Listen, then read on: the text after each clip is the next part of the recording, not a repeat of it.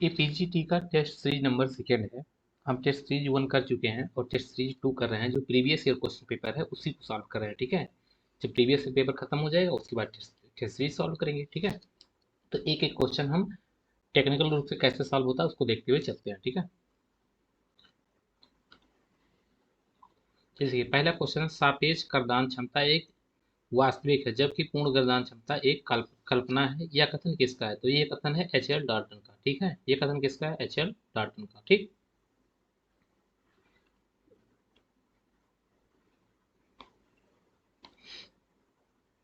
इसी के साथ नेक्स्ट क्वेश्चन इस साइड में करेंगे। वह मुद्रा जो बेहतर आय या प्रतिकूल परिस्थितियों के कारण एक देश से दूसरे देश में शीघ्रता से प्रवाहित होती है, क्या होती है? शीघ्रता से प्रवाहित होती है, मतलब जस्ट अ क्विक। जैसे मान लो एक देश ये है ए और एक देश क्या है? बी है, ठीक। तो यहाँ से यहाँ एक क्विक प्रवाहित हो जाए, जैसे मान लो रुपीस है। ये क्या इंटरनेशनल करेंसी है? नहीं है, तो ये नहीं हो पाएगी। इंटरनेशनल करेंसी कौन कौन सी है? डॉलर है, यूरो है, ठीक। तो ये सब करेंसी है, लेकिन इसमें डॉलर जो है, डॉलर की वैल्यू सबसे ज्यादा है। मतलब डॉलर जो है, मतलब वैल्यू, मतलब कहने का मतलब कि dollar rest of the world में जो रिपोर्टेड करेंसी है वो क्या है? वो डॉलर है। तो डॉलर एक ऐसी करेंसी है जो हॉट मनी है। क्या है? हॉट मनी है, जिसकी डिमांड हर कंट्री में सबसे ज्यादा रहती है। तो इसको ये क्या है? ये शीघ्रता से प्रवाहित हो जाती है, कहीं भी एक्सेप्टेबल है। अब ऐसा डॉलर की इतना इंपॉर्टेंस क्यों है? क्योंकि अमेरिका का रेस्ट ऑफ द वर्ल्ड में 10% योगदान है, किसमें? ट्रेड में। तो जिसका सबसे ज्यादा योगदान होगा वो उसी करेंसी की वैल्यू होगी। हम लोग का कितना है? 2% के आसपास है, ऐसे कुछ, ठीक है। तो हम लोग कितना कम है, तो हम लोग के रुपीस का उतना वैल्यू होगा। तो डॉलर जो है ये क्या है? एक हॉट मनी है। ये मतलब शीघ्रता से कहीं भी प्रवाहित हो जाती है, ठीक। तो, तो क्या बात कर रहे थे? अच्छा, अच्छा शीघ्रता से प्रवाहित हुई तो अच्छा सॉरी, गर्म मुद्रा। मतलब इसमें डॉलर तो नहीं पूछा है, लेकिन पूछ रहा है कि उसको क्या बोलते हैं? उसको हॉट मनी बोलते हैं, ठीक है, डॉलर। ऑप्शन नंबर बी सही है। यदि एक गांव के कृषकों को 3 कोटियों में बांटा जाता है। सीमांत एक क्या है? एक सीमांत है, सीमांत। एक कोटि ये हो गई, फिर क्या हुआ? छोटे, छोटे इसमें छोटे रख लो, छोटे और बड़े। फिर प्रत्येक कोटि को यादृच्छिक रूप से 50 शीर्षकों का एक नमूना लिया जाता है। इसमें क्या है? बड़े रख लो, ठीक। ये क्या हुआ? बड़े। अब इसमें क्या है कि इसमें कह रहा है कि रैंडम, यादृच्छिक मतलब क्या? रैंडम। ये क्या हुआ? रैंडम, ठीक। कह रहा है 50 शीर्षकों का एक नमूना, नमूना मतलब सैंपल, एक सैंपल लिया जाता है, ठीक है। तो कुछ कुछ इसमें से ले लो, कुछ इसमें से लो, किस इसमें से ले लो, ठीक है। तो इसको इसको बोल रहा है, इसको कौन सा सैंपलिंग बोलेंगे? इसको कौन सा सैंपलिंग बोलेंगे? इसको बोलेंगे स्टेटिफाई सैंपलिंग, स्टेटा। देखिए ये स्टेटा अलग हुआ, ये स्टेटा अलग हुआ, ये स्टेटा अलग हुआ, हमने अलग अलग रख दिया, ये स्टेटा बना दिया। तो कौन सा सैंपलिंग हुआ? स्टेटिफाई सैंपलिंग हुआ, जो कि यहाँ लिखा है अनुक्रमानुपाती नमूनाकरण, इसको बोलेंगे स्टेटिफाई सैंपलिंग, ठीक है, स्टेटा, ठीक। तो ऑप्शन नंबर बी इसका सही है। ये इंग्लिश में होता तो और आसानी होती थी, हिंदी में है तो हिंदी में करते हैं, ठीक है, समझ समझ के। Global competition report, global competitiveness report निम्नलिखित में से किस संगठन द्वारा जारी किया जाता है? तो ग्लोबल कंपटीशन जो रिपोर्ट है वो जारी किया जाता है विश्व आर्थिक फोरम मंच। किससे जारी किया था? Global sorry, world economic forum, world economic forum द्वारा जारी किया था, ठीक। विश्व आर्थिक फोरम द्वारा जारी किया था। यहाँ यहाँ कह रहा है एक बंटन की अनुरूप की बेहतर परखी जाती है। इसका कहने का मतलब है the goodness of fit of the distribution is tested. कह रहा है गुडनेस ऑफ फिट जो है वो टेस्ट किया जाता है, किसके द्वारा? तो गुडनेस ऑफ फिट जो है वो काई स्क्वायर टेस्ट द्वारा किया था। किसके द्वारा? Chi square. ये क्या है? काई स्क्वायर परीक्षण। तो ऑप्शन नंबर बी सही है। इसमें टी टेस्ट क्या है? देखते हैं एक एक। टी टेस्ट, टी टेस्ट कहाँ यूज किया जाता है? जहाँ कंपेयर किया जाता है mean, compare the mean of two group. जहाँ दो ग्रुप के मीन को कंपेयर किया था वहाँ यूज किया जाता है टी टेस्ट। वहाँ क्या यूज किया? जहाँ दो ग्रुप होगा, मान लो एक ग्रुप है एक्स, एक ग्रुप है वाई, इसका मीन पूछा गया, इसका मीन पूछा गया, ठीक। इन दोनों का जो मीन आएगा, इसमें जो कंपेयर किया जाएगा उसके लिए क्या यूज करेंगे? T test. अब एफ टेस्ट कहाँ यूज करेंगे? F test use compare the variance of two more than group, कह रहा है कि जब मोर देन ग्रुप हो, जैसे मान लो कि ये दो ही ग्रुप था, एक ग्रुप और आ जाए जेड, ठीक है, इसका जो मीन होगा उस, जब इसका मीन इसका मीन इसका मीन इसका मीन तीनों को कंपेयर करेंगे, तो वहां पर येव टेस्ट का यूज करेंगे, वहां पर क्या करेंगे, येव टेस्ट का यूज करेंगे, और येव टेस्ट का जहां यूज करते हैं वहीं पर इनोवा भी यूज करते हैं, ठीक है। अब काई स्क्वायर देखिए, अब काई स्क्वायर टेस्ट का फार्मूला ये है, ये क्या है, काई स्क्वायर टेस्ट का फार्मूला, जिसमें observe frequency minus expected frequency upon expected frequency, इसका होल स्क्वायर, ये फार्मूला याद होना चाहिए, क्योंकि ये फार्मूला पूछ लेता है कोई कोई एग्जाम में, ठीक। तो chi square test equal to क्या, observe frequency minus expected frequency upon expected frequency, और इस ऊपर का केवल होल स्क्वायर होगा, नीचे का नहीं, ठीक है। तो ये फार्मूला याद होना चाहिए, observe frequency minus expected frequency का ये सबका whole square upon expected frequency, ठीक। कीन्स वादी के अनुसार रेंगती मुद्रास्फीति क्या कह रहा है, क्रीपिंग इन्फ्लेशन, रेंगती मुद्रास्फीति सहायता करती है, किसमें सहायता करती है, कह रहा है क्रीपिंग इन्फ्लेशन मतलब 3% इन्फ्लेशन, यदि किसी मार्केट में 3% इन्फ्लेशन है तो क्या करेगा, ये प्रोडक्शन को बढ़ाएगा, क्योंकि थोड़ा सा इन्फ्लेशन क्या होता है मार्केट में, टॉनिक का काम करता है, जिससे जो प्रोड्यूसर होता है वो ज़्यादा प्रोडक्शन करने लगता है, तो ये जब ज़्यादा प्रोडक्शन करेगा तो उससे बेरोजगारी कम हो जाएगी, वास्तविक उत्पादन बढ़ जाएगा, मतलब रियल रियल प्रोडक्शन बढ़ जाएगा, बेरोजगारी कम हो जाएगी, रियल प्रोडक्शन बढ़ जाएगा, ऑप्शन नंबर सी सही है। टी परीक्षण विकसित किया गया था, जो टी टेस्ट है वो किसके द्वारा विकसित किया गया था, तो टी टेस्ट जो विकसित किया गया था सर विलियम गॉसेन द्वारा किया गया था, ठीक, सर विलियम गॉसेन द्वारा, इसमें कुछ समझाने वाला नहीं, ये तो रटने वाला है। किस समिति ने भारत में कृषि जोत पर कर संस्कृति प्रस्तुत की, तो राज्य समिति जो है उन्होंने क्या किया था, कर समिति प्रस्तुत की थी। जो ये राज्य समिति है इन्होंने बोला था कि कृषि पर भी टैक्स लगाया जाए, ठीक है। तो ये तो याद होना चाहिए ऐसे भी, क्योंकि बार बार इसे क्वेश्चन पूछता रहता है।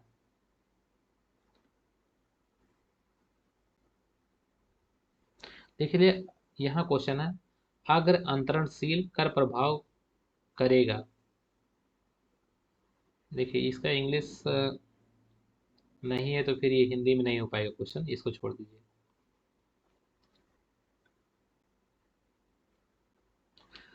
नेक्स्ट क्वेश्चन देखते हैं, आरबीआई मुद्रा आपूर्ति के मुद्रा आपूर्ति के चार घटकों तथा M1 M2 M3 M4 की गणना करता है, निम्नलिखित में गलत युग्म चुनिए, ठीक है। तो इसमें देखते हैं M1 M2 जैसे होता है, M1 क्या होता है, M2 M3, ठीक,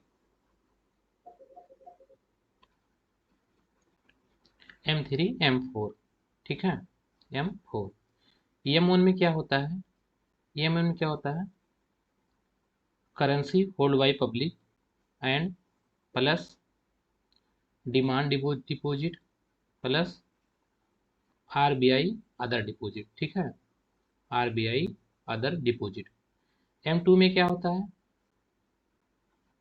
M1 plus post office, post office की इसमें सेविंग होती है, ठीक, पोस्ट ऑफिस में जो डिपॉजिट होता है वो होता है। M3 में क्या होता है, M1, ये M1 है, ठीक है, M1 plus total deposit, total time deposit, time deposit. यहाँ क्या होगा M4 में, M3 plus total post office deposit, ठीक है। तो अब देखते हैं यहाँ क्या पूछ रहा है, M1 M2 M3 में की गणना करता है, निम्नलिखित में कौन सा गलत है। M1 जनता के पास मुद्रा और सिक्के बैंक की मांग निपेक्ष से बना, ये ठीक है, ठीक है। M2 M1 और डाकघर में निपेक्षित, ये है M2, M1 और पोस्ट ऑफिस में जमा, ठीक है, ये भी ठीक है, ये भी ठीक है।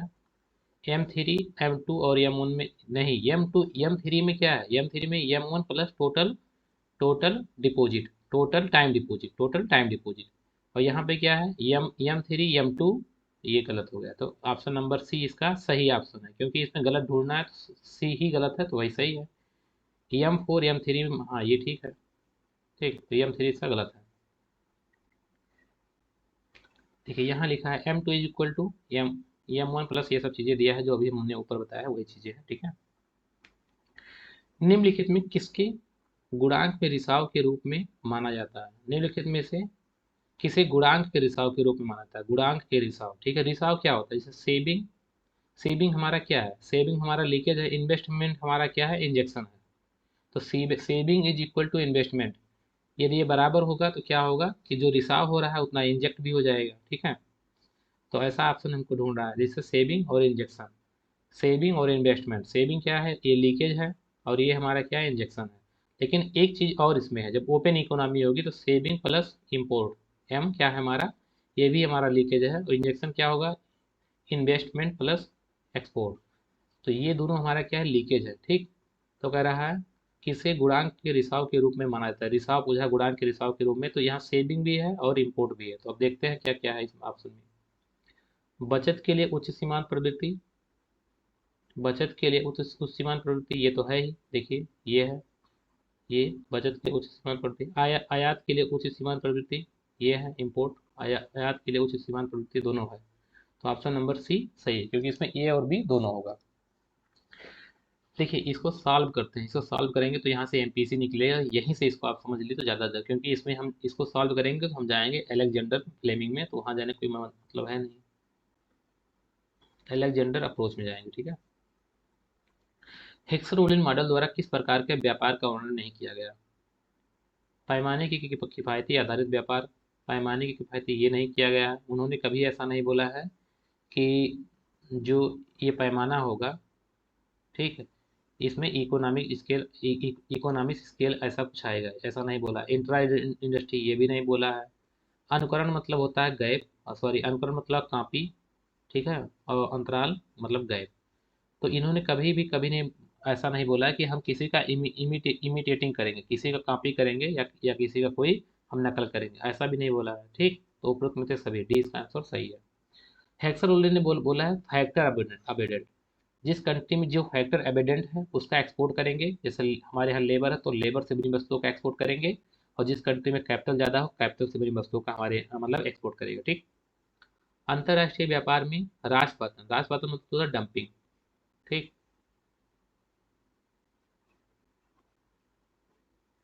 डंपिंग, ठीक। अंतर्राष्ट्रीय व्यापार में राजपतन संदर्भित होता है, डंपिंग क्या दिखाता है, डंपिंग एक चीज़ बताता है कि जो हमारा एवरेज कास्ट है उससे कम प्राइस पर हम कोई चीज़ें बेचते हैं, ठीक है, वो है हमारा डंपिंग।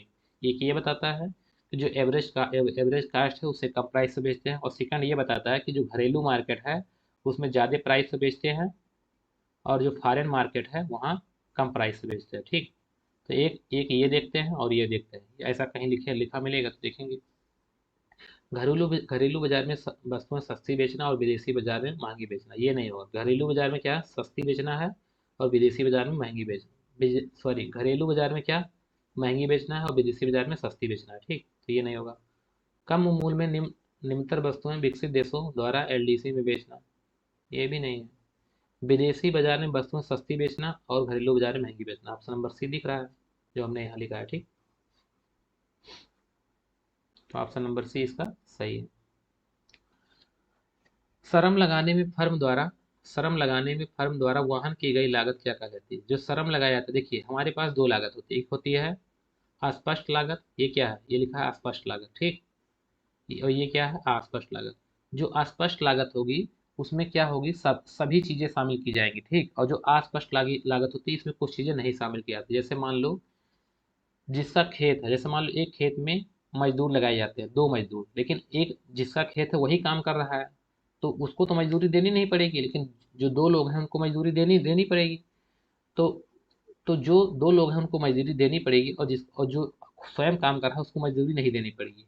तो उसका भी तो मजदूरी होना चाहिए, जो खेत में काम कर रहा है, तो वो नहीं जोड़ा जाता। जो ऑनर होता है वो अपनी चीज़ों को नहीं जोड़ता, वो तो अस्पष्ट लागतों में आएगा, ठीक।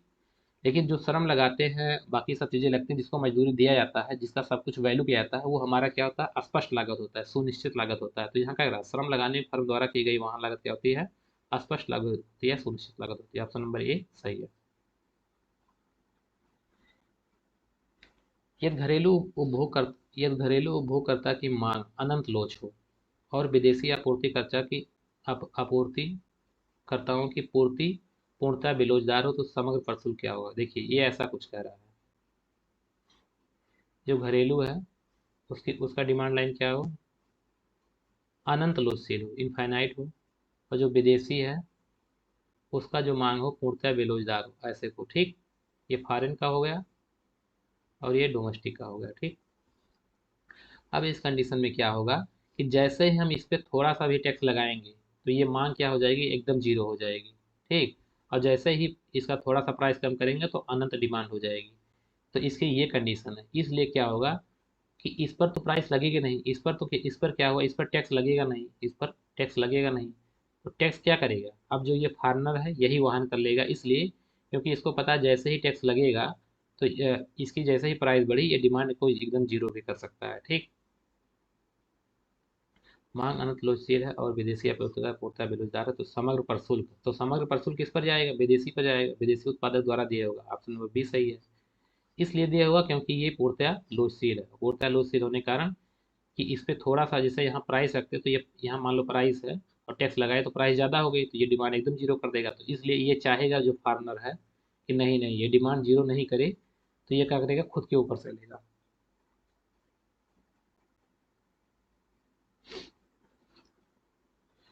समकालिक समीकरण में अतजात प्रणाली लिखी, इसका ये हिंदी में बहुत कठिन है, इसका इंग्लिश लिखे हैं। The technique use to the estimation of the over over identify, क्या हो रहा है, over identify the system of simultaneous equation use किया जाता है। कह रहा है जब ओवर आइडेंटिफाई होगा तो क्या यूज किया जाएगा, जब ओवर आइडेंटिफाई होता है तो क्या क्या यूज किया जाता है उसको देखते हैं। जैसे 2ls यूज करते हैं, 3ls यूज करते हैं, full full information maximum, full information maximum maximum likelihood use करते हैं, और इंस्ट्रूमेंटल वेरिएबल यूज करते हैं। ठीक है, आईवी। ठीक, उसके बाद यदि ओवर आइडेंटिफाई नहीं है, एग्जैक्ट है या जस्ट है, तो ILS यूज करेंगे।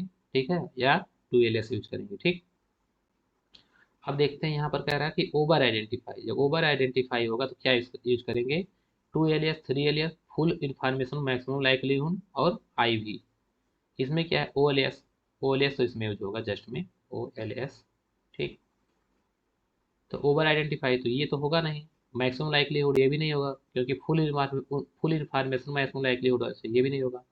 ये क्या, लिमिटेड इन्फॉर्मेशन में मैक्सिमम लाइक्लीहुड होगा तो ये भी नहीं होगा। इसमें 2ls, तो ऑप्शन नंबर डी ही सही है क्योंकि 2ls होगा। ठीक है, और 2ls क्या होता है, एग्जैक्ट में होता है, जस्ट में, दोनों में होता है, साइमल्टेनियस इक्वेशन निकालते हैं उसमें तब। ठीक, अब देखते हैं नेक्स्ट क्वेश्चन। ये क्वेश्चन देखते हैं 20 नंबर क्वेश्चन, निम्नलिखित में से कौन सा एक प्रत्यक्ष कर नहीं है। प्रत्यक्ष कर क्या है, इनकम टैक्स है, संपदा कर है, और संपत्ति कर, ये क्या है, प्रत्यक्ष टैक्स है। इसमें जो ऑप्शन नंबर ये है सेल टैक्स, सेल टैक्स क्या होता है, ये इनडायरेक्ट टैक्स होता है क्योंकि ये गुड्स पे लगता है, बिक्री करते हैं तो उस पे लगता है। ठीक, भारत में राष्ट्रीय आय अनुमानित की जाती है, कह रहा है राष्ट्रीय आय किसके द्वारा अनुमानित की जाती है, तो CSO द्वारा की जाती है, ऑप्शन नंबर डी सही है।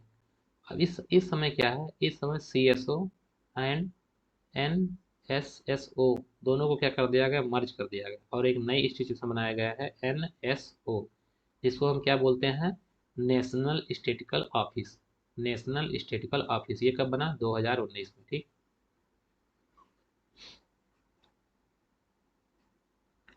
देखिए नेक्स्ट क्वेश्चन यहाँ है 17 नंबर क्वेश्चन।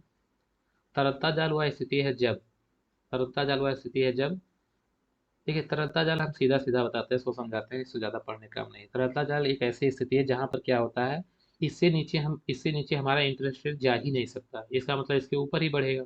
ठीक, अब खोजते हैं ऑप्शन। सभी संभावित निवेश भविष्य में ब्याज दर बढ़ने की अपेक्षा करते हैं, यही चीज़ है, यही चीज़ हम बताएं, किसी नीचे जाएगा नहीं, इसका मतलब भविष्य में बढ़ेगा ही। ठीक, तो ऑप्शन नंबर ये सही है। देश के बीच मुक्त व्यापार क्षेत्र उभयनिष्ठ बाह्य कर, पूंजी पूंजी श्रम, मुक्त प्रवाह, सरकारी मतलब फिजिकल पॉलिसी, मॉनेटरी पॉलिसी, और एकीकरण की नीति संबंध कहलाता है। देखिए जिसमें सब कुछ शामिल हो, जैसे मॉनेटरी पॉलिसी, फिजिकल पॉलिसी, मुक्त प्रवाह, श्रम, लेबर कैपिटल, वो सबसे लास्ट वाला यूनियन होता है जिसको हम बोलते हैं economic union. Option number C सही है। कह रहा है ई शक्ति परियोजना किसने अपनाया, इसको नाबार्ड ने अपनाया था। ई शक्ति परियोजना किसको अपनाया था, नाबार्ड ने अपनाया था। नाबार्ड की स्थापना कब हुई, 12 जुलाई 1982 को हुई। शिवरमन कमेटी की संस्तुति पर नाबार्ड की स्थापना की गई थी। ठीक है, नाबार्ड डायरेक्ट किसी किसान को ऋण नहीं देता, किसी के किसान को लोन नहीं देता, यह बैंकों को देता है, जो कमर्शियल बैंक होते हैं उनको ऋण पहुंचाता है, उसके बाद फिर वो वितरण होता है। अंतर्राष्ट्रीय विकास एसोसिएशन प्रस्तावित होता है, अंतर्राष्ट्रीय विकास एसोसिएशन जो प्रशासित होता है वो किसके द्वारा, IDA। IDA कहाँ पर है, आईडिया यहाँ नहीं लिखा है, तो आईडिया क्या होता है, विश्व बैंक के अंतर्गत आता है, जिसकी स्थापना 1960 में हुई थी। ठीक। ये सॉफ्ट विंडो लोन, इसको सॉफ्ट विंडो लोन के नाम से जाना जाता है, क्योंकि ये मतलब बहुत कम ब्याज दर पर लोन देता है इसलिए, और इजीली एक्सेसिबल होता है। देखिए आईडिया इंटरनेशनल डेवलपमेंट एसोसिएशन, इसकी स्थापना कब हुई, 1960। इसी को पूछ रहा है, ये क्या है, वर्ल्ड बैंक, वर्ल्ड बैंक। ठीक। यह क्या है, IBRD, international bank for reconstruction and development, इसकी स्थापना कब हुई, 1944। ठीक। आईएफसी, इंटरनेशनल फाइनेंस कॉर्पोरेशन, इसकी स्थापना कब हुई, 1956। इज है MIGA, multi investment guarantee scheme, multilateral investment guarantee scheme, इसकी स्थापना कब हुई, 1988। ये क्या है, international council for settlement in investment dispute, इसकी स्थापना कब हुई, 1966। ये सब वर्ल्ड बैंक के सदस्य कितने हैं, 1 2 3 4 5। इसमें आईएमएफ नहीं आता है। ठीक। भारत सरकार द्वारा न्यूनतम वैकल्पिक मैट निम्नलिखित में से किस कर के साथ लगाया था, निगम का कहीं है, कारपोरेशन टैक्स, ये है ऑप्शन नंबर बी सही है। एशियाई विकास बैंक के अधीन कार्य करता है, देखिए आईएमएफ तो करता नहीं है, आईबीआरडी करता नहीं। ठीक है, ये सब अलग अलग संस्था, तो यही बचा ऑप्शन नंबर सी, तो यही सही है। निम्नलिखित में से कौन कौन सा भारत के मौद्रिक नीति का उद्देश्य नहीं है, मौद्रिक नीति का उद्देश्य क्या नहीं है, आर्थिक विकास को बढ़ावा देना ये है, मूल स्थिरता प्राप्त करना ये भी है, विदेशी व्यापार पर नियमन करना ये नहीं है, विनिमय दर स्थिर करना ये भी है, तो कौन सा नहीं है, ऑप्शन नंबर सी ही नहीं है। ठीक। भारतीय अर्थ- भारतीय अर्थशास्त्रियों में से राष्ट्रीय आय पर बुनियादी कार्य किसने किया, कह रहा है बुनियादी कार्य किसने किया, बी के आर बी राव ने किया। देखिए कैसे, सबसे पहले जो राष्ट्रीय आय की जनगणना की गई थी वो 1900, हाँ सॉरी, 1867 या और 68 में दादा भाई नौरोजी के द्वारा की गई थी। कितना, इसके द्वारा, दादा भाई नौरोजी के द्वारा की गई, जिसमें इन्होंने बताया 20 रुपये पर कैपिटल इनकम हमारी है, कितना, 20 रुपये पर कैपिटल इनकम। इन्होंने एक बुक लिखा, the poverty and un-British rule in India, the poverty and un-British rule in India, इन्होंने एक बुक भी लिखी थी। ठीक, दादा भाई नौरोजी ने। उसके बाद 1930 और 31 के आसपास बी के आर बी राव द्वारा एक प्रमाणित जनगणना की गई राष्ट्रीय आय की, जिसमें क्या किया, जिसमें क्या हुआ कि जो पर कैपिटल इनकम आई वो कितना आई, 60 रुपये आई, कितना, 60 रुपये आई। और इसी और इसको प्रमाणिक इसलिए बोला जाता है क्योंकि यह क्या था, सेंसेक्स मेथड था, सेंसस मेथड था, क्या था, सेंसस मेथड था। ठीक। और ये क्या था, ये सेंसस मेथड नहीं था, ये कुछ लोगों को लेकर मतलब पर कैपिटल इनकम निकाल लिया गया था, लेकिन ये क्या, सभी को लेकर निकाला गया था। सेंसस मेथड क्या होता है कि घर घर जाके पूछना, तो एक पारंपरिक जनगणना बोली जाती है। ठीक है, 1930 के आसपास बी के आर बी राव द्वारा की गई थी। इसमें जो मेथड यूज किया गया था, उसमें मेथड यूज किया गया था, एक इनकम मेथड, और एक्सपेंडिचर मेथड नहीं यूज किया गया था, एक मेथड और है, इनकम मेथड है जनगणना मतलब उससे राष्ट्रीय आय मेजर करने की इनकम मेथड है, और क्या है, प्रोडक्शन मेथड, दो मेथड का यूज किया, इनकम मेथड और प्रोडक्शन मेथड। बाद में इसको एनएसएसओ ने अपनाया, सीएसओ ने अपनाया, इनकम मेथड, प्रोडक्शन मेथड, और एक मेथड और शामिल कर लिया, एक्सपेंडिचर। तो राष्ट्रीय आय की जब अब जनगणना की जाती है तो उसमें क्या होती है, राष्ट्रीय आय की जब गणना की जाती है तो उसमें इनकम मेथड, प्रोडक्शन मेथड और एक्सपेंडिचर तीनों विधियों का मिक्स मेथड यूज होता है, जबकि बेकेआरबी द्वारा दो विधियों का किया गया था, इनकम मेथड और प्रोडक्शन मेथड। ये बैंक आरबीआई अधिनियम 1934 दूसरी अनुसूची पर दृष्टि इसकी भुगतान की गई पूंजी और समग्र आरक्षित का मान 5 लाख से कम नहीं, कि आरबीआई, ये देखिए अनुसूची बैंक कहीं लिखा होगा, इसका यही ऑप्शन सही है, इसको रट लो। एक प्रतिगामी कर के साथ जैसे जैसे आय बढ़ती है वैसे वैसे कर की दर बढ़ती है। ठीक है, ये प्रतिगामी कर के साथ जैसे जैसे आय बढ़ती है ऐसे होता है ये, इधर टैक्स इधर इनकम, जैसे जैसे इनकम बढ़ेगी वैसे वैसे टैक्स रेट भी बढ़ेगा। ऑप्शन नंबर डी सही है। भारत भारत में निम्नलिखित में से किसका भाग कृषि और संबंध गतिविधियों में ऋण वितरण में सर्वाधिक है, किसमें है, वाणिज्य बैंक में सबसे ज्यादा, मतलब इसमें कृषि में जो जो कमर्शियल बैंक हो वो सबसे ज्यादा ऋण वितरण करते हैं। बजट में सरकारी बजट में राजकोषीय घाटे का अर्थ है, देखिए बजट में राजकोषीय घाटे का अर्थ है मतलब फिजिकल डेफिसिट। फिजिकल डेफिसिट क्या होता है? Physical deficit is equal to total expenditure minus revenue receipt plus disinvestment plus borrowing plus, हाँ बस इतना होता है, ठीक है। तो अब देखते हैं क्या बोला। बजट में राजकोषीय घाटे का अर्थ हुआ, ठीक। राजस्व घाटा प्लस सरकारी निवल उधारियां, राजस्व घाटा प्लस सरकारी निवल उधारियां नहीं। बजटीय घाटा प्लस बजटीय घाटा फिजिकल डेफिसिट, ठीक, प्लस सरकारी निवल उधारियां, ये ऑप्शन सही है। देखिए इसमें क्या है, इसमें जब इसको निकालेंगे टोटल एक्सपेंडिचर और रेवेन्यू रिसीट इसको माइनस करेंगे, ठीक है, इसको टोटल एक्सपेंडिचर। देखिए इसमें क्या है, जैसे टोटल एक्सपेंडिचर और टोटल रेवेन्यू रिसिप्ट जो लिया जाता है, मतलब टोटल एक्सपेंडिचर जो होता है और टोटल इनकम जो लिया जाता है उसमें रेवेन्यू रिसिप्ट, डिसइन्वेस्टमेंट और बारहवीं उधारियों को लिया जाता है, तो बजटीय घाटा, ठीक है, फिजिकल रिसिप्ट प्लस उसके साथ बारहवीं को जोड़ देते हैं, ठीक। तो ऑप्शन नंबर बी इसका सही है। ये थोड़ा सा कॉन्सेप्ट थोड़ा सा अजीब है, इसको समझना होगा ना, तो थोड़ा सा सही से हम एक शॉर्ट वीडियो में समझाएंगे इसको, तब समझ में आएगा। भुगतान भुगतान संतुलन खातों की संरचना व्यवस्थित व्यवस्थित कीजिए जिसमें दिखते हैं, जिसमें क्या दिखते हैं, क्या दिखते हैं वो सबसे पहले क्या, अच्छा इसमें व्यवस्थित करना है, ठीक। सबसे पहले क्या आएगा, चालू खाता 1 नंबर, पूंजी खाता 2 नंबर। अब इसमें दोनों कंफ्यूजन है, ठीक। तो थर्ड नंबर ये आना चाहिए, फोर्थ ये आना चाहिए, ठीक। सबसे पहले चालू खाता मतलब 31432, ऑप्शन नंबर बी सही है, ठीक है।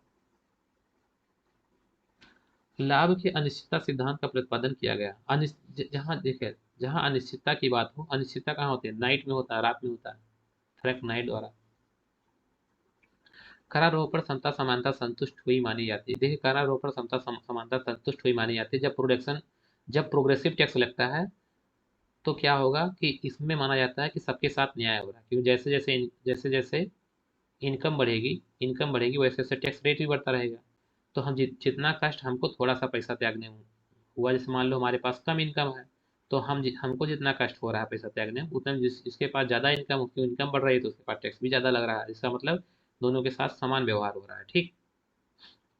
तो प्रोग्रेसिव टैक्स होगा क्या, प्रगतिशील करारोपण द्वारा, ऑप्शन नंबर बी सही। देखिए ये लिखा है रिवील रिवील प्रेफरेंस। उद्घाटित अधिमान का मतलब क्या हुआ, रिवील प्रेफरेंस। सिद्धांत का निरूपण किसने किया, पाल एंड समूह, इन्होंने दिया ही था।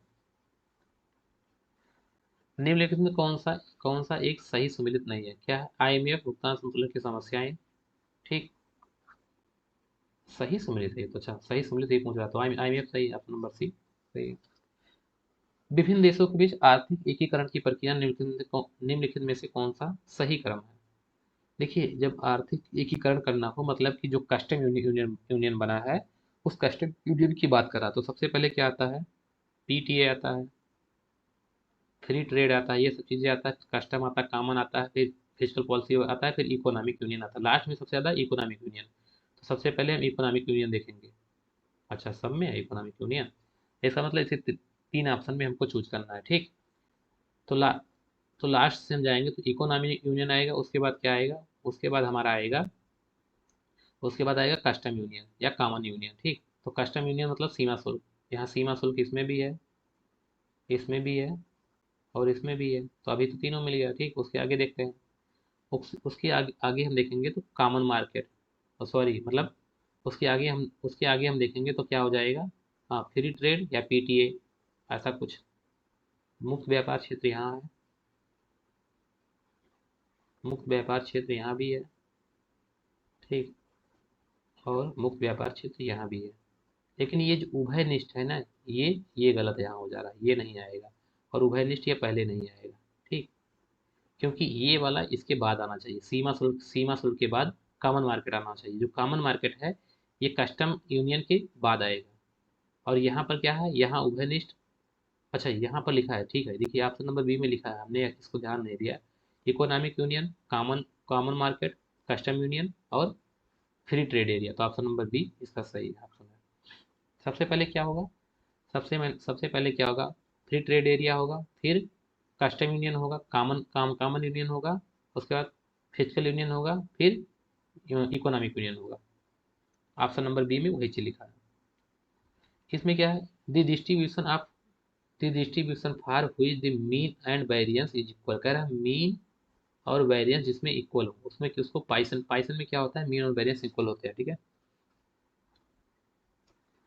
निम्नलिखित में से कौन सा केंद्रीय प्रवृत्ति की माप नहीं है? देखिए केंद्रीय सेंट्रल टेंडेंसी की बात करते हैं तो उसमें माध्य माध्यिका बहुलक सब कुछ आता है, लेकिन इसमें रेंज जो है, रेंज श्रेणी, ये नहीं आता, तो ऑप्शन नंबर ए सही है। जोखिम पूंजी विधि के संबंध में कथन विचार कीजिए। जोखिम पूंजी विधि के संबंध में है, देखिए ये बहुत टफ हिंदी है तो इसको छोड़ देते हैं। दिए गए कोड का प्रयोग करते हुए मद चुनिए जो भारत में अपने चालू खाते में दिखाता है। जो भारत अपने चालू खाते में दिखाता है उस चीज की बात कर रहा है, ठीक। निर्यात के कारण आगत और आयात के कारण निर्गत, ये तो है, इसमें तो कोई दिक्कत नहीं, ये तो है। निर्यात के कारण देखिए एक्सपोर्ट इंपोर्ट होता है, चालू खाते में एक्सपोर्ट इंपोर्ट दोनों होता है, ठीक है। आय विचलन के कारण आगत और निर्गत, ये भी होता है। विदेशी पोर्टफोलियो निवेश के कारण आगत और, देखिए विदेशी पोर्टफोलियो जो पोर्टफोलियो जो जो कुछ आएगा, ये हमारा कैपिटल, हाँ मतलब करंट अकाउंट, कैपिटल अकाउंट, ये कैपिटल अकाउंट में आएगा तो ये तो होगा नहीं, क्योंकि जो एफडीआई या एफपीआई आएगा वो क्या आएगा? कैपिटल अकाउंट में आएगा, तो ये होगा नहीं। बाह्य ऋण की उधारियां, ये भी हमारा कैपिटल अकाउंट में आएगा, तो ये भी नहीं होगा। करंट अकाउंट में क्या आएगा? पहला और दूसरा, तो ऑप्शन नंबर ए सही है। स्फीतिक अंतराल की अवधारणा का प्रतिपादन किया। स्फीतिक अंतराल किन्स ने किया? जेम किन्स ने किया है। इन्फ्लेशनरी गैप वही बोलते हैं, तो ऑप्शन नंबर ए सही है उसका। निम्नलिखित में कौन सी भारत में महिलाओं के उत्थान की एक योजना नहीं है? योजना नहीं है। बेटी पढ़ाओ ये है, सुकन्या समृद्धि ये है, लैंगिक बजट ये है, उज्ज्वला योजना, सब कुछ है इसमें। आयकर समानता किस सिद्धांत पर आधारित होता है? जो आयकर है वो समानता किस सिद्धांत पर आधारित? एबिलिटी टू पे, देखिए एबिलिटी टू पे पर आधारित होता है। इसको किसने बताया था? आई थिंक जीएस मिल बोले थे एबिलिटी टू पे। एबिलिटी टू पे, एबिलिटी टू पे की थ्योरी पर आधारित होता है, ठीक। ग्रेसम का नियम व्याख्या करता है कि बुरी मुद्रा अच्छी मुद्रा को चलन से बाहर कर देती है, ग्रेसम का नियम ही है, ठीक है। यह भारतीय अर्थव्यवस्था में काले धन के चलने का विश्लेषण करता है, तो सामान्यतया हवाला मार्ग से कर स्वर्गों में जमा होती है। चीनी मुद्रा ईवान, इसका क्या आंसर है? चीनी मुद्रा ईवान ने विदेशी विनिमय बाजार में यूएस डॉलर में परवल प्रस्थापित किया। पता नहीं, ऑप्शन नंबर सी दिया है इसको, तो क्वेश्चन उतना क्लियर नहीं है तो सी ही सही होगा।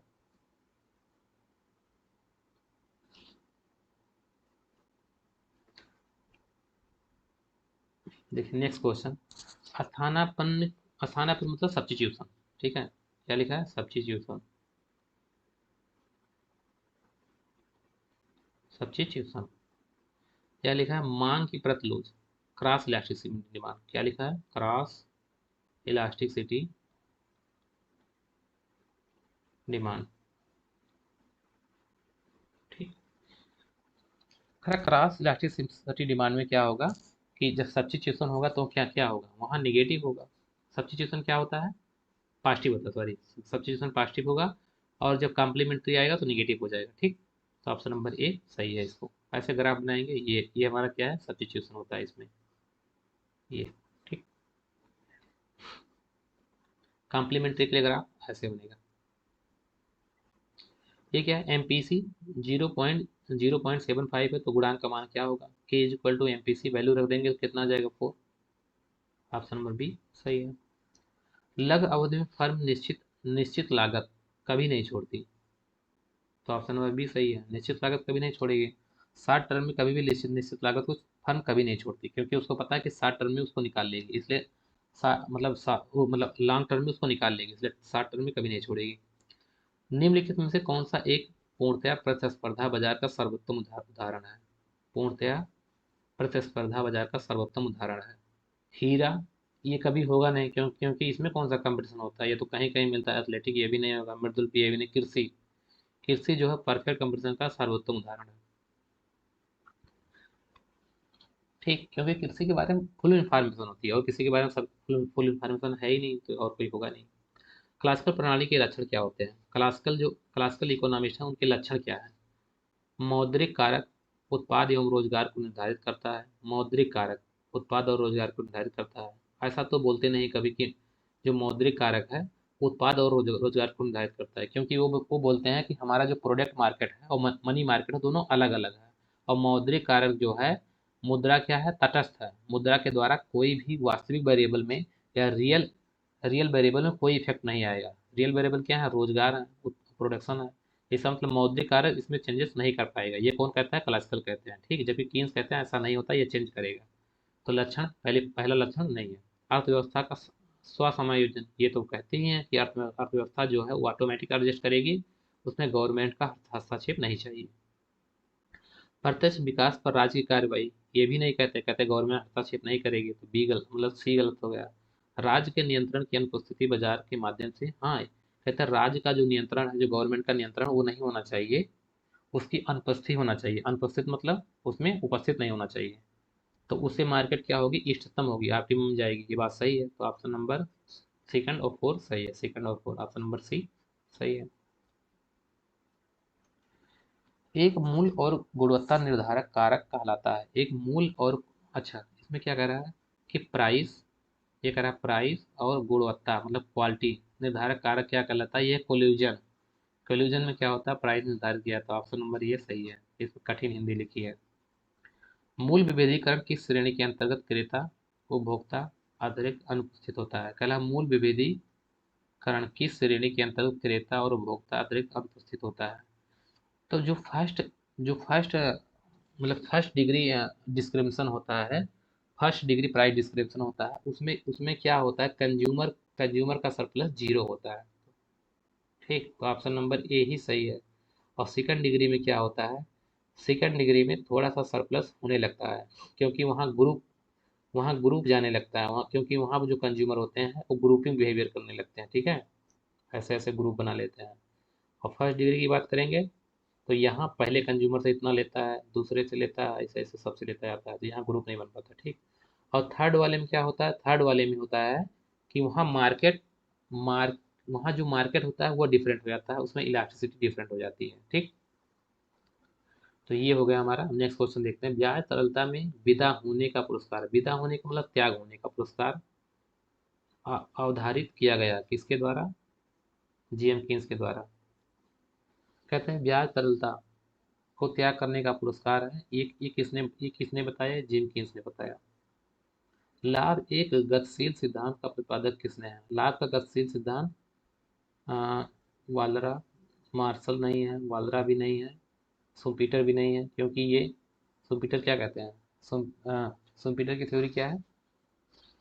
इनोवेशन से है, जेबी क्लार्क है। ठीक है, ऑप्शन नंबर सी सही है। लाभ का डायनेमिक्स सिद्धांत जो है वो किसने दिया? जेबी क्लार्क ने दिया।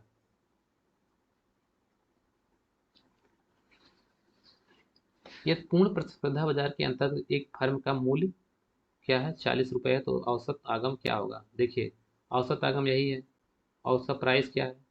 ये यही प्राइस होता है, A R equal to P होता है। ठीक, तो जो प्राइस है वही ए आर भी होगा। इसका मतलब जो 40 प्राइस है वही हमारा ए आर होगा, तो ऑप्शन नंबर ए सही है। क्योंकि ये पूर्ण प्रतियोगिता है, तो ये ऐसे होगा, मतलब हॉरिजॉन्टल होगा। निम्नलिखित में से कौन सा अंतर्राष्ट्रीय संगठन विकासशील देशों के लिए किया जाने वाला एफ डी आई के रक्षा हेतु राजनीतिक बीमा गारंटी देता है? मीगा, मीगा है इसका। मल्टीनेशनल इन्वेस्टमेंट गारंटी स्कीम कब स्थापना हुई? 1988। IMF 1944, IDA 1960, IFC 1956। ठीक, सभी अंतर्राष्ट्रीय व्यापार सेवाएं निम्नलिखित में से किस डब्ल्यूटीओ करार के अंतर्गत आती हैं? ये क्वेश्चन ठीक नहीं हमको लग रहा है। ठीक, क्योंकि, अच्छा, सभी व्यापार सेवाएं,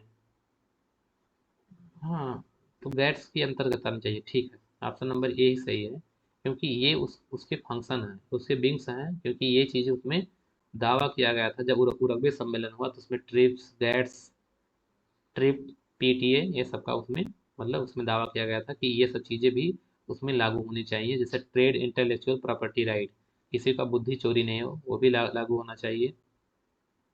trade intellectual, trade related investment measures, ये भी लागू होना चाहिए। और प्रिफरेंशियल ट्रेड एग्रीमेंट, ये भी लागू होना चाहिए। तो ये सब चीज़ें उसमें की गई थी, लेकिन इसमें क्या कह रहा है कि अंतर्राष्ट्रीय व्यापार सेवाएं में, अंतर्राष्ट्रीय व्यापार सेवाएं में डब्ल्यूटीओ करार के अंतर्गत आता है। नहीं, ये तो डब्ल्यूटीओ के अंतर्गत सब आता है। इसका ऑप्शन ए कहना उतना उचित नहीं है, तो इसमें इसको छोड़ देते हैं डाउट में, ठीक। दिसंबर 2017 तक कितने देश डब्ल्यूटीओ? 164 देश। ऑप्शन नंबर बी सही है। अभी कितना है? अभी 164 है, हो गया, कुछ शामिल भी होंगे, देखना पड़ेगा। भुगतान संतुलन के विश्लेषण का अवशोषण, अवशोषण मतलब ऑब्जर्वेशन अप्रोच किसने दिया?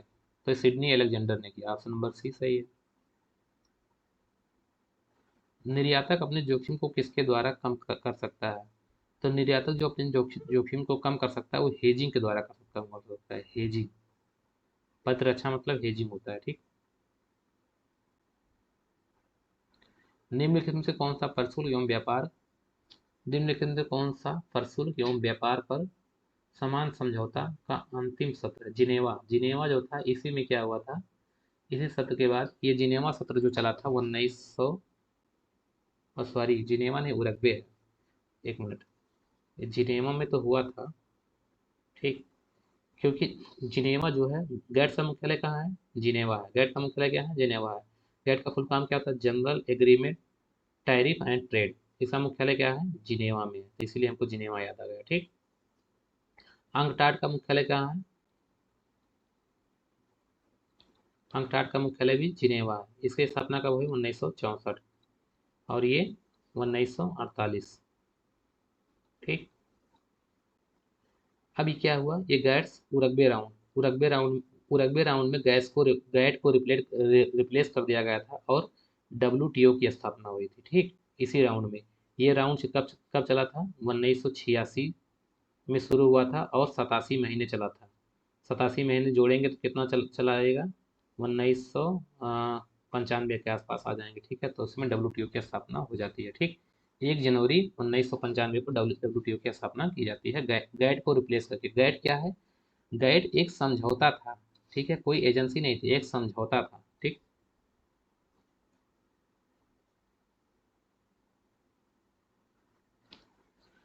किस पंचवर्षीय योजना में भारत में राष्ट्रीय बागवान मिशन, नेशनल हॉर्टिकल्चर मिशन शुरू किया गया? 10वीं पंचवर्षीय योजना में नेशनल हॉर्टिकल्चर मिशन का शुरुआत किया गया था 2005। सार्वजनिक क्षेत्र में कमजोर बैंकों को पुनर्जीवित और पुनर्संरचना के लिए कौन सी समिति बनाई गई? नरसिम्हन समिति बनाई गई थी। जो कमजोर बैंक है उनको पुनर्जीवित किया जाए। बेहद सस्ती कीमत निर्धारण नीति बनाई गई। बेहद सस्ती मतलब, बेहद सस्ती, बेहद सस्ती मतलब कि इसका कहने का मतलब है कि प्राइस को बहुत कम रखना, ठीक है। प्राइस ऐसा कुछ कर दो जिसकी वजह से जो प्रतिस्पर्धी है, अरे, जो कंपटीटर है, हिंदी हिंदी बोलने में करना है, जो कंपटीटर है वो अंदर आ ही नहीं पाए। जैसे मान लो कि हम कोई फर्म की स्थापना करें और प्राइस इतना कम रख दें कि इसमें प्रॉफिट दिखे ही नहीं, और इतना कम प्रॉफिट दिखे कि कोई फर्म आए ही नहीं। तो जो कंपटीटर है उसको कारोबार से बाहर करने के लिए प्राइस कम रखी जाती है, बेहद सस्ती कीमत निर्धारण नीति बनाई जाती है, ठीक है। ऑप्शन नंबर ए सही है। देखिए ये क्या है, रेसिप्रोकल डिमांड, पारस्परिक पारस्परिक मांग, रेसिप्रोकल डिमांड की अवधारणा का प्रतिपादन किया गया, किसके द्वारा किया गया? ये जीएस मिल के द्वारा किया गया, ठीक। रेसिप्रोकल डिमांड किसने दिया? जीएस मिल। निम्नलिखित में से कौन सा मध्यवर्ती परसरय के ऋणदाता के रूप में कार्य करता है? मध्यवर्ती, देखिए ये क्या है, ये फर्स्ट हैंड है, ये भी फर्स्ट हैंड है, यही सेकंड है, तो मध्यवर्ती यही काम करेगा, एसबीआई। ऑप्शन नंबर सी सही है। आरबीआई और नाबार्ड क्या करता है? ये किसी को ऋण डायरेक्ट नहीं देता है, ये किसी इंस्टीट्यूशन को ऋण ऋण देता है। नाबार्ड भी क्या करेगा? कमर्शियल बैंकों को देगा, और आरबीआई क्या करेगा? ये भी अपना जो बैंक है एसबीआई, पंजाब, ये सबको देगा जो कमर्शियल बैंक, ठीक है। ये किसी कमर्शियल बैंक को देगा, ठीक ना बात। तो मध्यवर्ती क्या हुआ, एसबीआई हुआ, एसबीआई को मिलेगा, फिर हम लोग को मिलेगा। एसबीआई की जो स्थापना हुई थी 1 जुलाई 1 जुलाई 1955 को हुई थी। जो इम्पीरिकल बैंक थे उन्हीं को मर्ज कर दिया था, bank of Bengal, bank of Maharashtra, bank of Bombay, ये सबको मर्ज करके क्या बना था, इम्पीरिकल बैंक। फिर इम्पीरिकल बैंक को ही कन्वर्ट कर दिया गया था किसमें, इसको, मतलब एसबीआई को, एसबीआई में, एसबीआई के ये किसके संस्कृति पर हुआ था, इसमें कोई एक नाम था, गोरे वाला, गोरे वाला समित की संस्कृति पर, समित की संस्कृति पर 1 जुलाई 1955 को आरबीआई का राष्ट्रीयकरण कर दिया गया था। अच्छा, गोरे वाला संस्कृति की समिति पर 1 जुलाई 1955 को इसका राष्ट्रीयकरण कर दिया गया था, ठीक है। यही इम्पीरिकल बैंक मतलब क्या बना था, एसबीआई बना था।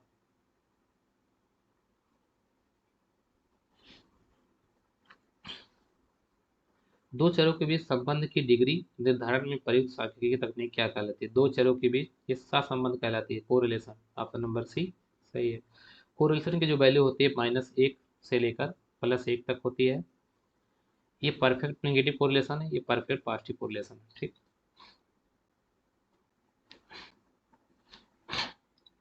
शून्य परिकल्पना और वैकल्पिक परिकल्पना दर्शाई जाती है, क्या कह रहा है, शून्य परिकल्पना और वैकल्पिक परिकल्पना। शून्य परिकल्पना क्या है, H0, वैकल्पिक परिकल्पना क्या है, H1 द्वारा दर्शाई जाती है, ठीक है। ये इसका डेनोशन है।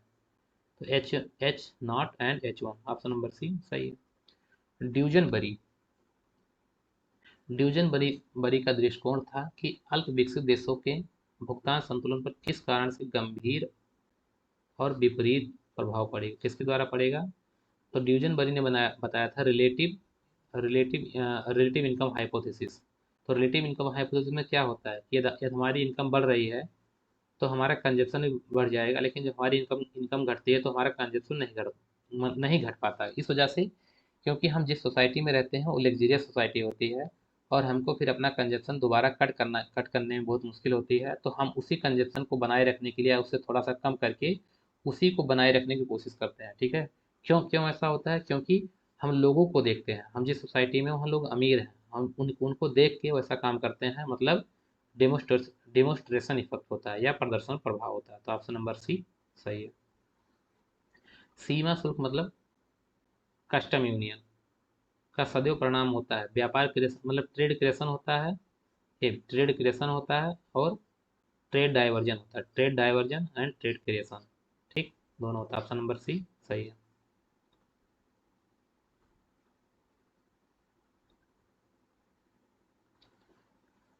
आगत निर्गत तकनीक किसने दिया था, इनपुट आउटपुट मॉडल लियोनटिफ ने दिया था, ऑप्शन नंबर बी सही है। अलेक्जेंडर हैमिल्टन और फ्रेडरिक लिस्ट, इन्हें देखिए, क्लासिकल क्या कहते हैं, क्लासिकल कहते हैं कि जो व्यापार होना चाहिए वो फ्री ट्रेड होना चाहिए, उसका प्रोटेक्शन नहीं होना चाहिए। जबकि अलेक्जेंडर और हैमिल्टन जो है, ये दोनों क्या कहते हैं, अलेक्जेंडर हैमिल्टन और फ्रेडरिक लिस्ट, इन ये दोनों मिलके, एक ये और ये मिलके क्या कहते हैं कि नहीं, जो शीर्ष उद्योग है उनकी रक्षा के लिए प्रोटेक्शन होना चाहिए, ठीक। तो इनका तर्क किसके साथ जुड़ा है, शीर्ष उद्योग के लिए, ठीक। शीर्ष उद्योग क्या है, शीर्ष उद्योग ऐसे उद्योग होते हैं जो छोटे से होते हैं, बच्चा जैसे होते हैं, उनकी कास्ट बहुत ज़्यादा होती है, तो वो मार्केट में पिछड़ नहीं जाए, इसलिए उनके लिए सरकार कुछ पॉलिसी बनाए, उनको प्रोटेक्शन दे, ताकि वो भी परिपक्व हो पाए आगे चल के।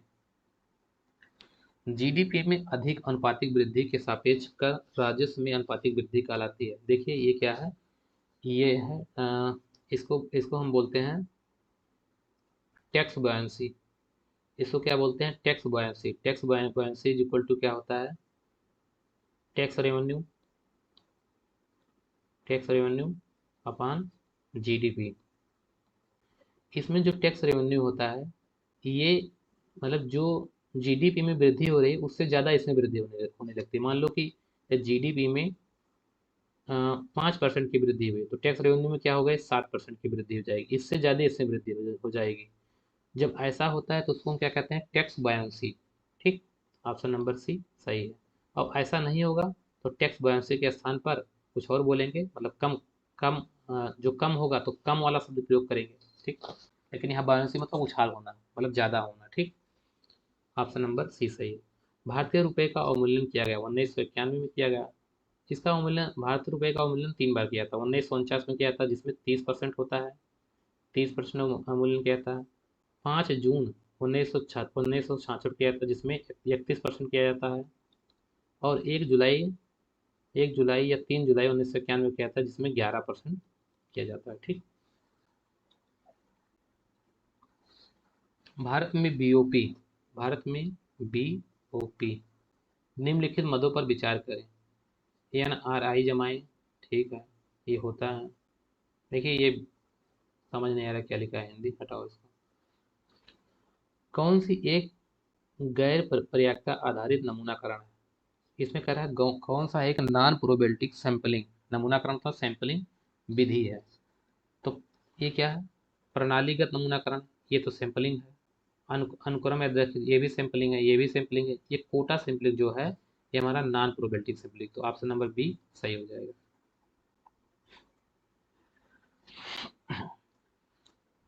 निम्नलिखित में से कौन सी स्थिति गतिरोध का एक लक्षण नहीं है? कह रहा है कौन सी स्थिति गतिरोध का एक लक्षण नहीं है? निम्न समृद्धि, उच्च उच्च रोजगार। उच्च रोजगार क्या है? ये मतलब जो हमारी स्थिति है उसका एक गतिरोध नहीं है, मतलब इसका हर्डल्स नहीं है। बाकी उच्च मुद्रास्फीति, उच्च बेरोजगारी, ये तो हर्डल्स है, ये भी हर्डल्स है, ये भी है, ये भी है, लेकिन ये नहीं। ऑप्शन नंबर बी इसका सही है। बीओपी में घाटा सही किया जा सकता है। जो बीओपी है उसमें घाटा सही किया जाता है किसके द्वारा? ब्याज दर में वृद्धि के द्वारा, ब्याज दर में कमी के द्वारा। ये एफडीआई, देखिए ब्याज दर में जब वृद्धि करेंगे तो हमारे हमारे यहाँ एफडीआई आएगा। क्या आएगा? एफडीआई, एफपीआई, ये सब आएगा, जिसके द्वारा हमारा कैपिटल अकाउंट सरप्लस होगा और बीओपी घाटा सही होगा, ठीक। क्योंकि जब इंटरेस्ट रेट बढ़ाएंगे तो ये आकर्षक ब्याज की दर होगी जिसके द्वारा जो फार्मर होंगे हमारे यहाँ इन्वेस्टमेंट करेंगे, तो ऑप्शन नंबर ए सही है। AW फिलिप्स वर्क का मजदूरी, मुद्रास्फीति एवं बेरोजगारी अंतर्गत संबंध आधारित है। स्थिर अपेक्षा परिकल्पना पर, अनुकूलतम अपेक्षा परिकल्पना पर, बाह्य गणना अपेक्षा परिकल्पना, युक्ति अपेक्षा परिकल्पना पर। देखिए इसको इंग्लिश में होगा तो ये हो जाएगा रेशनल एक्सपेक्टेशन की परिकल्पना पर। AW फिलिप्स का रेशनल एक्सपेक्टेशन की परिकल्पना पर तो है नहीं, तो ये नहीं होगा। बाह्य गणना मतलब, बाह्य गणना मतलब हेक्सोजीनियस रेशनल एक्सपेक्टेशन, ये भी नहीं है। स्थिर अपेक्षा परिकल्पना, ये इसकी संभावना कितना है? 50%, कि ये सही है। स्टेटिक स्टेटिक हाइपोथेसिस, मतलब स्टेटिक एक्सपेक्टेशन हाइपोथेसिस, ये 50% ठीक लग रहा है। लेकिन ये क्या है? आप अनुकूलतम अपेक्षा परिकल्पना, ये हमारा क्या है? ये हमारा हो जाएगा, ये हमारा ठीक लग रहा है, ये ऑप्शन हमारा ठीक है, ये हम ऑप्शन सही है, ठीक है। इसका इंग्लिश करो तो बेहतर तरीके से समझ में आता है, हिंदी में उतना ठीक नहीं पड़ रहा, लेकिन कोई बात नहीं। ये क्वेश्चन पेपर हिंदी में तो हिंदी में ही करेंगे। भारत में मौद्रिक समाहरा के संबंध में यमोन कहलाती है। यमोन क्या है? हमारा संकीर्ण मुद्रा है। क्या है? संकीर्ण मुद्रा। जबकि यम3 क्या है? यम3 हमारा क्या है? ये बृहद मुद्रा है, ठीक। जिसको किसने दिया था? Milton Friedman, Milton Friedman, Friedman, ठीक। अंतर्राष्ट्रीय व्यापार, अंतर्राष्ट्रीय व्यापार के लिए पारंपरिक, अंतर्राष्ट्रीय व्यापार के लिए पारंपरिक अर्थशास्त्रियों द्वारा, पारंपरिक मतलब कि ट्रेडिशनल अर्थशास्त्रियों द्वारा विचार किया गया उत्पादन एकमात्र कारक है लेबर। जो ट्रेडिशनल अर्थशास्त्री से जैसे एडम स्मिथ, रिकार्डो, JS मिल, ये मानते हैं कि उत्पादन का केवल एक साधन है, वो है लेबर। किसमें? इंटरनेशनल में। जबकि वहीं हम जाएंगे, हैवलर में जाएंगे, और उसके बाद हेक्सर ओलिन में चले जाएंगे, तो ये सब क्या कहते हैं? उत्पादन के दो साधन, लेबर और कैपिटल, ठीक है। तो हैवलर जो है लेबर और कैपिटल दोनों मानता है, जबकि और जो है हेक्सर ओलिन और उसके बाद हैवलर, ये दोनों लेबर और कैपिटल दोनों मानते हैं। बाकी उसके अलावा और जो इकोनॉमिक्स उससे पहले वाले हैं और सब मानते हैं कि प्रोडक्शन का एक साधन है, क्या है? लेबर। विश्व विश्व बैंक देशों द्वारा विकास किस आधार पर वर्गीकृत किया जाए? जो विश्व बैंक है वो विकास को जो वर्गीकृत करता है पर कैपिटल इनकम के आधार पर करता है, प्रत्यक्ष आय के आधार पर। ठीक, वह स्थान जहां बैंकर मिलते हैं और आपसी दावे और खाते निपटान कहलाता है समाज शोधन गृह। ठीक है, ये हमको भी नहीं पता है समाज शोधन गृह क्या है, ये सब है, लेकिन कर दे रहे हैं आप सही। अधिकतम सामाजिक लाभ का नियम संबंधित है, जो अधिकतम सामाजिक लाभ का नियम संबंधित है वो टैक्स से है कि जितना टैक्स लगाएंगे और वो जो टैक्स लगेगा उस टैक्स का डिस्ट्रीब्यूशन करेंगे किसमें, पब्लिक एक्सपेंडिचर में। ठीक, पब्लिक एक्सपेंडिचर में।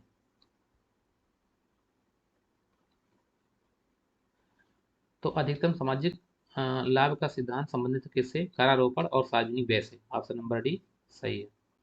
आरबीआई का लेखा वर्ष क्या है, आरबीआई का लेखा वर्ष बदल गया है, पहले जुलाई से जून हुआ करता था, अब क्या है, अब क्या है 31 मार्च से, सॉरी 31 मार्च से 1 अप्रैल है। ठीक, 1 अप्रैल है, पहले इसका लेखा वर्ष अलग था लेकिन अब अलग नहीं है, अब 31 मार्च से 1 अप्रैल हो गया। ठीक, तुलनात्मक लाभ सिद्धांत का मूलभूत संदेश क्या है, तुलनात्मक लाभ मूलभूत संदेश क्या है, ये हिंदी में है, इसको छोड़ दीजिए, थोड़ा सा कठिन पड़ जाएगा नहीं तो। निम्नलिखित में से कौन सा भारतीय अर्थव्यवस्था में मौद्रिक नीति का मुख्य उपकरण के रूप में उभरा है। देखिए लैप, लैप जो है अभी ये हाल में ही आया है, 2012-13 के आसपास आया है, 12 और 13 के आसपास आया है, जिसको किसने दिया था, उर्जित पटेल। किसने, उर्जित, उर्जित पटेल। ठीक, अब ये लैफ जो हमारा है, लिक्विडिटी एडजस्टमेंट फैसिलिटी, ये क्या करता है, इसमें बैंक को क्या होता है, जो कमर्शियल बैंक है, वाणिज्यिक बैंक है, जो भी बैंक है उसको आरबीआई के पास, किसके पास, आरबीआई के पास लोन लेने के लिए कोई भी इसमें कोलेटरल नहीं रखना पड़ता, और डे टू बाई डे हम इसमें लोन लोन लेके अपना जो मतलब जो भी उसमें मतलब पूरा करना होता है, जैसे जैसे मान लो कि काल मनी हुआ तो हमारे पास पैसा नहीं है, या कुछ उसमें दिक्कत आ रही है बैंक के पास, जो पैसा कमी पड़ रही है, तो डे डे बाई डे इसमें हम लोन ले सकते हैं। और ये लोन क्या होता है, थोड़ा सा महंगा होता है, इसका परसेंटेज ज़्यादा होता है। ठीक है, लेकिन ये तत्काल हमको मिल जाता है आरबीआई के द्वारा, जिसमें हमको कोई कोलेटरल नहीं रखना पड़ता। ठीक, इसलिए ये ज़्यादा अभी प्रभावशील है, तरल मतलब ये सब रोकने में, जो हमारा तरलता तरलता समायोजन सुविधा है, मतलब जो तरलता है, जो लिक्विडिटी है, उसको रोकने में ये ज़्यादा कारगर साबित हो रही है।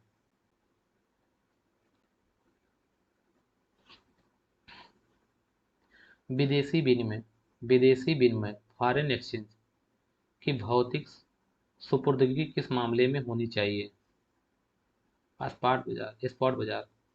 ऑप्शन नंबर बी सही है। क्योंकि इसमें फॉरेन एक्सचेंज क्या होता है, जो स्पॉट मार्केट होता है उसमें क्या होता है कि जो चीज़ें हम आज खरीद रहे हैं, जो करेंसी हम आज खरीदेंगे वही करेंसी हम बाद में इसी मार्केट में बेचेंगे। ठीक है, जब उसकी वैल्यू ज़्यादा हो जाएगी। तो ये फॉरेन फॉरेन एक्सचेंज है, जो भौतिक मतलब फिजिकल रूप से मतलब ये एग्जिस्ट होता है, फिजिकल रूप से खरीदते हैं, फिजिकल रूप से इसको बेचते हैं। ठीक, भारत, हाँ सॉरी, व्यापार और विकास में संयुक्त राष्ट्र सम्मेलन अंकटाड का मुख्यालय कहाँ है, देखिए अंकटाड का मुख्यालय 1964 में ये बना था, इसका मुख्यालय जिनेवा में है। ठीक, अंकटाड का मुख्यालय कहाँ है, जिनेवा में। गैट का मुख्यालय जिनेवा में है और अंकटाड का मुख्यालय जिनेवा में है। ऑप्शन नंबर ई सही है। ठीक, 1964 में अंकटाड का मुख्यालय जिनेवा। ठीक,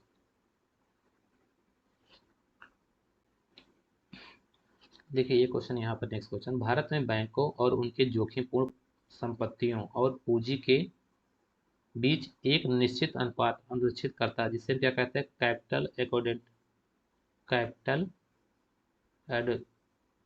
एडुकेट। देखते हैं इसका क्या है फुल फॉर्म।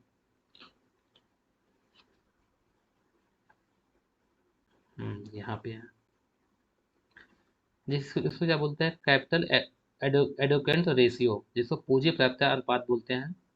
ठीक है, जिसपे capital risk, capital risk capital risk adequate ratio, जिससे पूंजी से जोखिम भार भारीय प्राप्यता अनुपात। ऑप्शन नंबर डी सही है, ऑप्शन नंबर सही, ऑप्शन इसका डी है। जिसमें जो बैंक होते हैं उनको कितना CRA रखना है, ये डिसाइड करता है कौन? बेसल। तो बेसल सेकंड ने ये डिसाइड किया, किसने? बेसल सेकंड ने ये डिसाइड किया, जो पब्लिक बैंक है, क्या है, जो पब्लिक बैंक है वो CRAR कितना रखेंगे? 8%। कितना रखेंगे? 8%। 9% अभी है, 9% रखेंगे। और जो प्राइवेट बैंक है वो कितना रखेंगे? 10% रखेंगे। कितना? CRAR। ठीक, CRAR कितना रखेंगे? 10%। ऐसा इसलिए रखेंगे क्योंकि कभी बैंक या जोखिमपूर्ण परिस्थिति आ रही है तो उसमें बैंक जो है वो ब्लैंक आउट नहीं हो। ठीक है, वो ऐसा नहीं कि बेल आउट हो जाए, तो उसको बचाने के लिए इस चीज को रखा जाता है, जिससे बैंक क्या हो, कभी भी दिवालिया नहीं घोषित होने पाए। ठीक है, इसका फुल फॉर्म बड़ा कठिन मिला, लेकिन सही से बोल भी नहीं मिला, कोई बात नहीं। स्वरोजगार के लिए गरीबी विरोधी कार्यक्रम था। नेशनल रूरल एम्प्लॉयमेंट प्रोग्राम जो था, ये गरीबी विरोधी यह स्वरोजगार मतलब स्वरोजगार जन करता है, जो गरीबी विरोधी कार्यक्रम था। ठीक है, कि गरीबी को खत्म किया जाए, जो 1980 के समय आया था। कब आया था? 1980 के समय आया था, इंदिरा गांधी के समय। एक सेमेट्रिक बंटन हेतु विषमता क्या होती है? जीरो होती है। जब सिमेट्रिक रहेगा तो क्या रहेगा? जीरो रहेगा। तो ऑप्शन नंबर बी सही है। ठीक, सार्वजनिक व्यय में विस्थापना और संकेंद्रण की संकल्पना का श्रेय किसको जाता है? पिकाको आइसमैन को जाता है, कि उसी में क्या होता है? कंट्रैक्शन और डिस्प्लेसमेंट होता है। ऑप्शन नंबर सेकंड मतलब दो सही है, बी इसका सही ऑप्शन है। बाकी और कोई तो है नहीं। व्यापार चक्र का व्यापार चक्र का वर्णन करने के लिए निम्नलिखित में से त्वरक सिद्धांत का प्रयोग किया? हिग्स ने किया। त्वरक किसने प्रयोग किया? हिग्स। आ, हिग्स और किसने प्रयोग किया? एक हिग्स किए हैं और क्लार्क किए हैं। ठीक, तो त्वरक का प्रयोग किसने किया है? हिग्स किए हैं, क्लार्क का नहीं, तो हिग्स ही सही है। ये हमारा अपर लिमिट होती है, लोअर लिमिट होती है। सामान्य सेवाओं पर व्यय क्या कहलाता है? सामान्य सेवाओं पर व्यय क्या कहलाता है? राजस्व व्यय कहलाता है। निम्नलिखित में से कौन सा युग्म सुमेलित नहीं है? विनिमय गिरावट, बाजार प्रणाली, अवमूल्यन, सरकारी नीतियां, अस्फीति और महंगी धन नीति। देखिए, अस्फीति और महंगी धन नीति ये समझ लें, क्यों अस्फीति जब होगी तो उस समय टाइट मॉनेटरी पॉलिसी नहीं होगी, क्योंकि इंटरेस्ट रेट उस समय कम होगा। अस्फीति के समय क्या होगा? इंटरेस्ट रेट कम होगा, टाइट मॉनेटरी पॉलिसी नहीं, लूज मॉनेटरी पॉलिसी होगी। तो ऑप्शन नंबर सी सही सम्मिलित नहीं है। बाकी सब तो ठीक ही है। घटकों के हास्यमान प्रतिफल का नियम प्रासंगिक है। घटकों के हास्यमान का प्रतिफल का नियम प्रासंगिक है, अलग अवधि में होना चाहिए, क्योंकि जो कंपोनेंट है यदि उनको लॉस भी हो रहा है तो शॉर्ट टर्म में होगा, लॉन्ग टर्म में होगा नहीं, लॉन्ग अवधि में होगा। तो ऑप्शन नंबर ए सही है। SDR IMF की एक मुद्रा है, यह किस रूप में, यह किसके रूप में होती है? कागजी मुद्रा नहीं, सोना नहीं, चांदी सोना नहीं। ये मुद्रा दिखाई देने देती है कि ये केवल अकाउंट टू अकाउंट ट्रांसफर की जाती है, unit to unit, account unit to unit transfer की जाती है, तो ये बही खाता प्रविष्ट होती है। ऑप्शन नंबर डी सही है। कार्टेल एक भाग है, कार्टेल जो है ये अल्पाधिकारी का बाजार का एक भाग है, मतलब ओलिगोपोली। तो ऑप्शन नंबर डी सही। एकाधिकार का है नहीं, पूर्ण प्रतियोगिता का है नहीं, एकाधिकार प्रतिस्पर्धा का है नहीं, तो ऑप्शन नंबर बी सही है। अनुचित व्यापार व्यवहार किस में शामिल किया गया? ये हमारा MRPT एक्ट में शामिल किया गया था। MRPT एक्ट कब आया? ये आया 1969 में। ये कब आया? 1969 में। इसको रिप्लेस कर दिया कौन सा? Competition act. कौन सा? Competition act. Competition act replace कर दिया, क्योंकि इसमें क्या हो रही थी, इसमें अनुचित व्यवहार किया जा रहा था। कंपटीशन एक्ट कब आया? 2002 में आया। ठीक, फेरा कब आया? 1973 में आया। इसको रिप्लेस करके कौन आया? फेमा आया। कब? 2000 में आया। ये 2000 में फेमा आ गया। ठीक, 1999 में आया था, 2000 में लागू हो गया था फेमा। प्रीवियस सिंगर परिकल्पना संबंधित है, देखते हैं क्या है। विकासशील देशों की भुगतान संतुलन की समस्या नहीं, विकासशील देशों के व्यापार शर्तों की समस्या। प्रीवियस सिंगर आ जाए तो सीधा व्यापार शर्तों पर चले जाओ, टर्म्स ऑफ ट्रेड। ठीक, ऑप्शन नंबर बी सही है।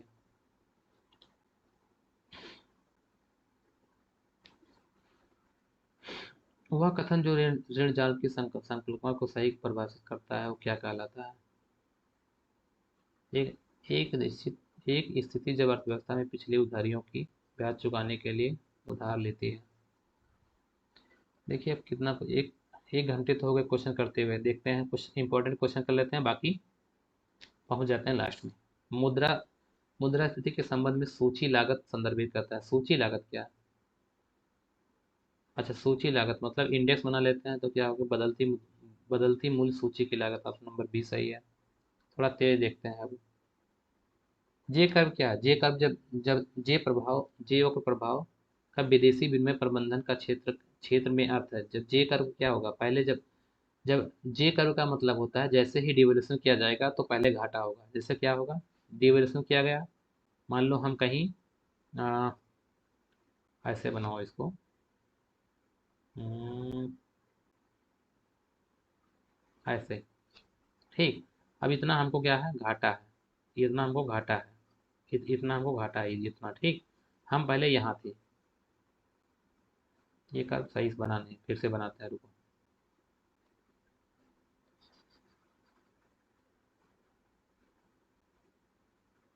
देखिए ये कुछ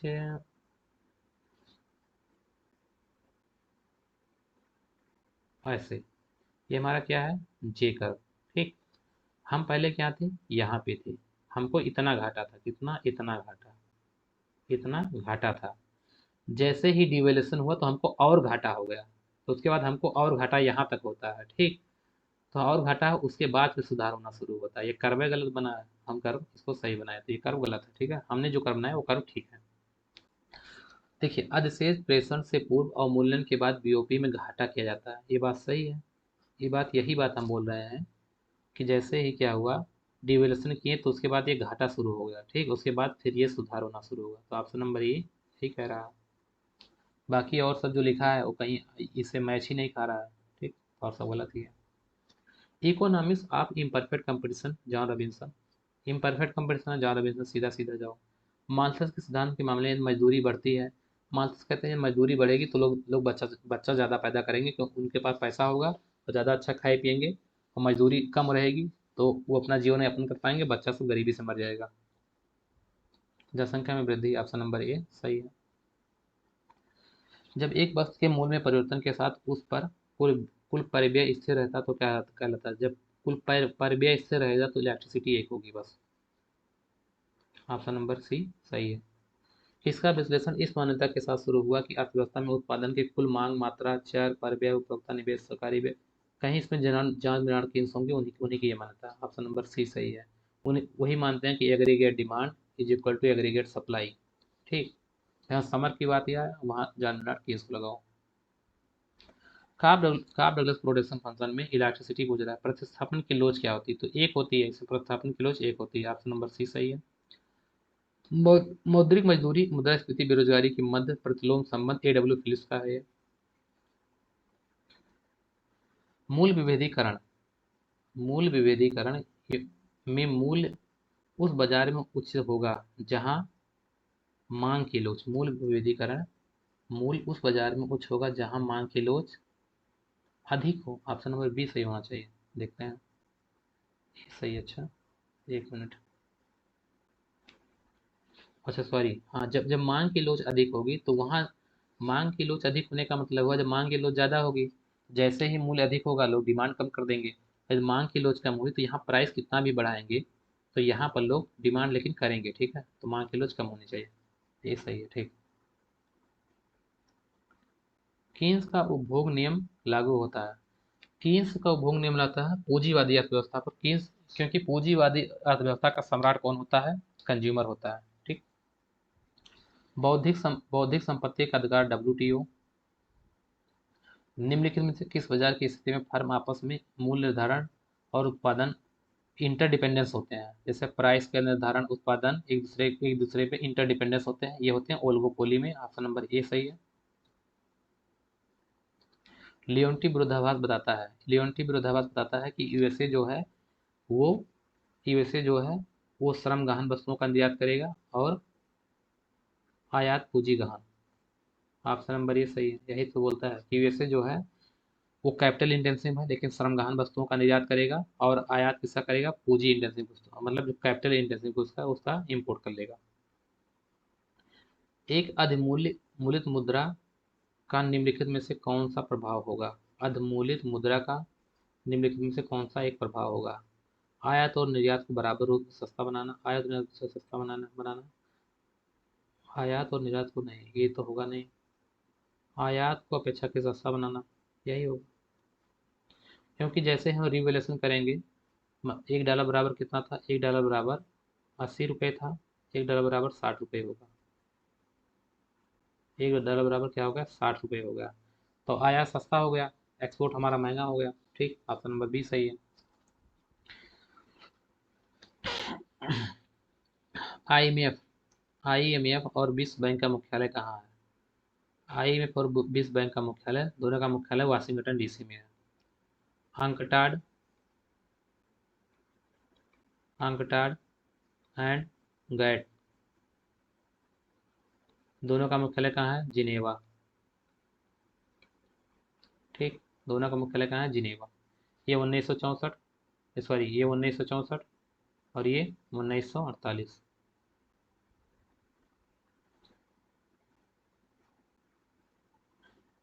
किसने भारत को व्यय विधि की शुरुआत की है। कहीं केल्डार होंगे, उन्होंने बताया था कि जो भारत में जो है एक्सपेंडिचर मेथड को शुरू करना चाहिए, जो एक्सपेंडिचर हो रहा है उस पर टैक्स लगाना चाहिए, व्यय व्यय विधि को शुरू करने का सुझाव दिया। व्यय विधि क्या है, जो हम एक्सपेंडिचर करते हैं, जो खरीदते हैं, उस पर टैक्स लगी। संरचनात्मक समायोजन की सुविधा किसके द्वारा उपलब्ध कराई जाती है। आईवीआरडी के द्वारा है, आईएमएफ के द्वारा, स्ट्रक्चरल एडजस्टमेंट फैसिलिटी, अच्छा, आईएमएफ के द्वारा, अच्छा अच्छा। रिकंस्ट्रक्शन एंड डेवलपमेंट की जो सुविधा होती है वो इसके द्वारा की जाती है, लेकिन ये आईएमएफ, ठीक है, ठीक है। 1944, 1995, 1 जनवरी 1995 डब्ल्यूटीओ, 1966 मनीला, मनीला कहाँ है, फिलिस्तीन की राजधानी मनीला, एडीबीए, एडीबीए एशियन डेवलपमेंट बैंक, फिलिस्तीन की राजधानी मनीला में इसकी स्थापना 1966, आईबीआरडी 1944। निम्नलिखित में से किस समिति ने भारत में राष्ट्रीय कृषि एवं ग्रामीण विकास बैंक नाबार्ड की स्थापना की संस्कृति की। शिवरमन कमेटी, 12 जुलाई 1982 को नाबार्ड की स्थापना हुई। National bank for agriculture rural development, इसका मुख्यालय मुंबई में है। निम्नलिखित में से किस देश ने सर्वप्रथम आईएमएफ से उधार लिया, तो फ्रांस ने लिया। ठीक है, देखिए सब क्वेश्चन कंप्लीट हो गए, 125 क्वेश्चन थे, 125 क्वेश्चन यहाँ कंप्लीट कर दिए गए। तो एक टेस्ट सीरीज यहाँ कंप्लीट हो गई, जो सेकंड टेस्ट सीरीज थी। ठीक है।